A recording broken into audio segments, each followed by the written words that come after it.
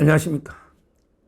정청래, 보통 멍청래라고 부르는데 정청래가 드디어 이제 이거 법사위원장을 사퇴를 했습니다. 그러면서 이제 이거 박찬대하고 당권 경쟁, 제가 저번에 한번 방송을 했죠. 그때 제가 취재했을 때는 정청래하고 박찬대가 붙는데 이재명, 명심은 박찬대한테 있다. 이렇게 제가 방송했고요.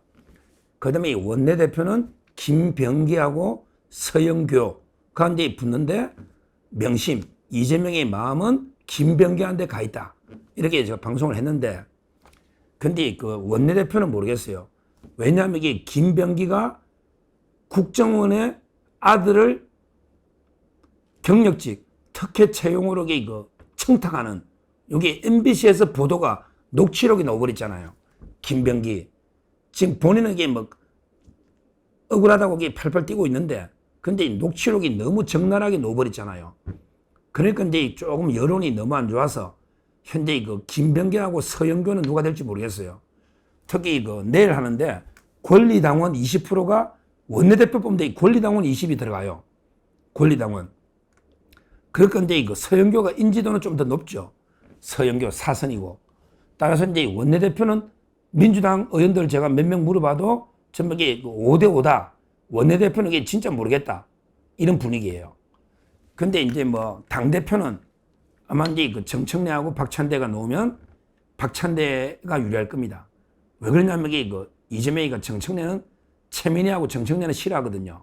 따라서 이게 그 저는 박찬대가 유리하다 보는데, 문제는요, 누가 되느냐 이게 중요한 게 아니고요.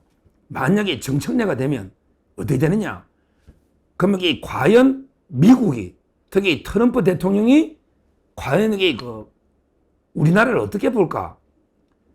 가장 반미주의자 3명이 한번 보세요.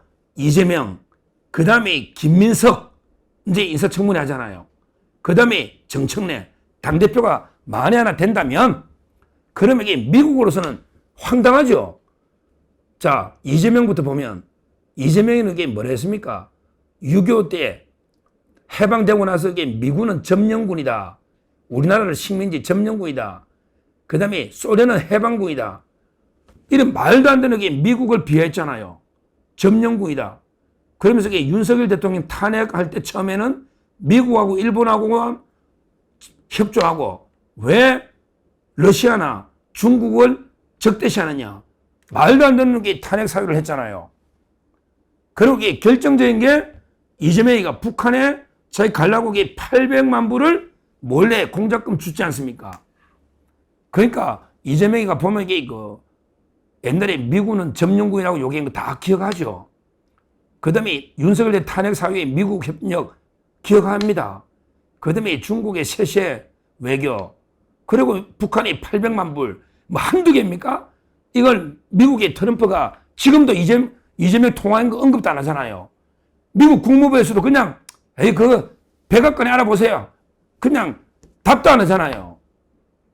이재명을 이렇게 인정할 수가 없는 거예요.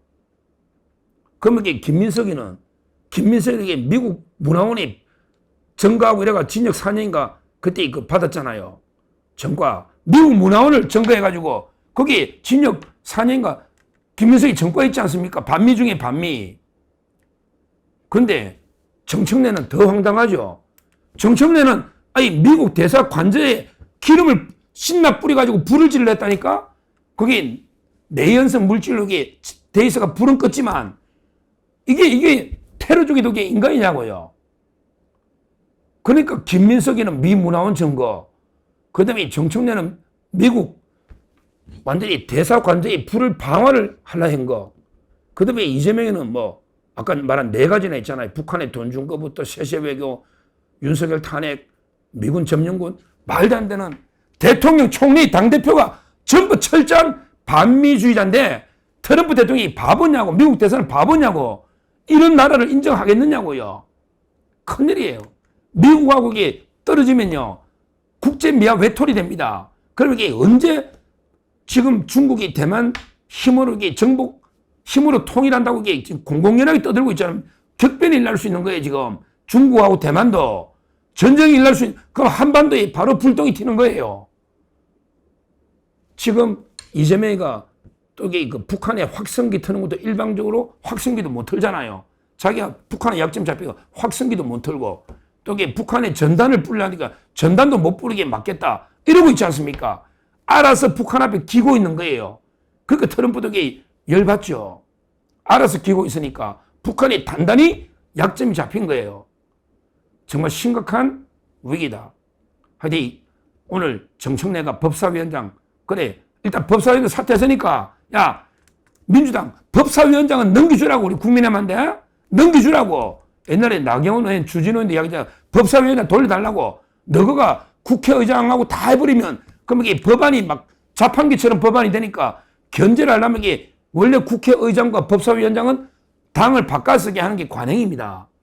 일단 이게 국민의힘이 법사위원장은 가져와야 된다는 건 제가 분명히 말씀드리고 중요한 거 핵심은요. 만약에 정청래가 당대표가 된다. 그리고 오늘 국무총리가 김민석이 된다. 그 다음에 대통령이 이재명이 됐잖아. 그러면 이게 이재명, 김민석, 정청래 트리오가 되면요. 아마 이게 트럼프 대통령은 미국에서는 전 세계 국가 중에 가장 반미 국가로 볼 겁니다.